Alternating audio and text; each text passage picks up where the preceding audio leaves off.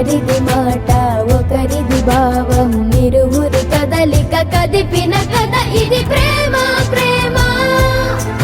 తిరిగొచ్చే తీయగా ఇది ప్రేమ ప్రేమ ఎదురొచ్చే హాయిగా ఇది మనసుని తడిపిన క్షణము కదా